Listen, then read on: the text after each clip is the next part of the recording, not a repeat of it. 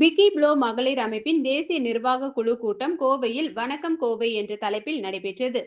இந்திய தொழில் வர்த்தக சபையின் மகளிர் அமைப்பான பிக்கி ப்ளோ அதன் 2025-2026 ஆண்டிற்கான இரண்டாவது தேசிய நிர்வாக குழு கூட்டத்தை வணக்கம் கோவை என்ற தலைப்பில் இன்று கோவை ரெசிடென்சி டவர்ஸில் நடத்தியது. இந்த கூட்டத்துக்கு கோவை அமைப்பின் தலைவர் டாக்டர் அபர்ணா சுங் தலைமை வகித்தார். இதில் இந்தியா முழுவதிலுமிருந்து ப்ளோ அமைப்பின் தலைவர்கள், உறுப்பினர்கள் மற்றும் பிரமுகர்கள் கலந்து கொண்டனர்.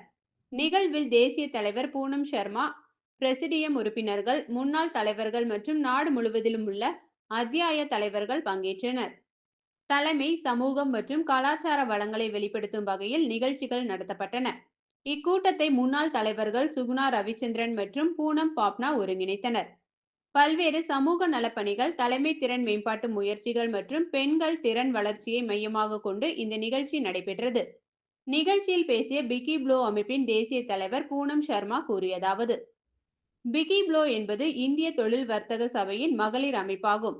இது நாடு முழுவதிலும் உள்ள 22 அத்தியாயங்களில் 14,000க்கும் மேற்பட்ட உறுப்பினர்களை கொண்டுள்ளது. பெண்களின் தலைமைத்துவ வளர்ச்சி, திறன் மேம்பாடு மற்றும் சமூக அதிகாரமளிப்பு ஆகியவற்றில் ப்ளோ முக்கிய பங்காற்றி வருகிறது. கோவை சமூக மாற்றத்திற்கான வழிகாட்டி அத்தியாயமாக நகர்ப்புற மற்றும் கிராமப்புறம் என இரு தளங்களிலும் பல்வேறு திறன் மேம்பாட்டு திட்டங்கள் மூலம் பெண்களுக்கு ஆதரவளிக்கிறது. வணக்கம் கோவை என்பது வெறும் நிர்வாக கூட்டம் மட்டுமல்ல, இது தலைமைத்துவத்தின், சமூகத்தின், கலாச்சார பெருமையின் மற்றும் கூட்டு நோக்கங்களின் நிகழ்வாகும். ப்ளோ என்பது ஒரு அமைப்பை தாண்டி ஒரு இயக்கம்.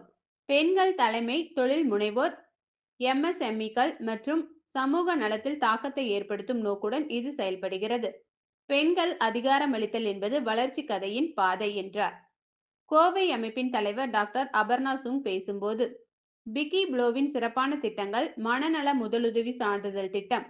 முன்னாள் தலைவர் சுவாதி ரோஹித் தலைமையில் மனநல முதலுதவி வழங்கும் திட்டம் உருவாக்கப்பட்டுள்ளது.